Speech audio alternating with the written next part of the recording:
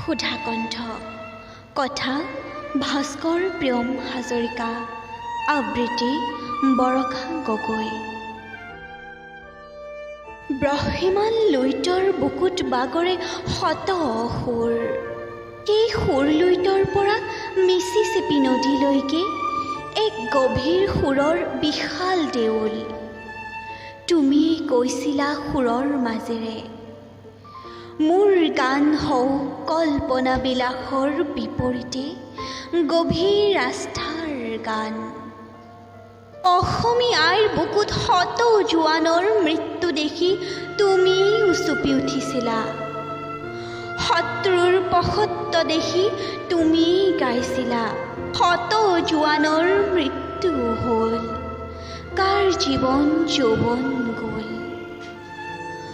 তোমাৰ গানত আছে সৃষ্টিশীলতা, নৱযুগ, নৱগতি, নৱসৃষ্টিৰ আলোকৰ যাত্ৰা।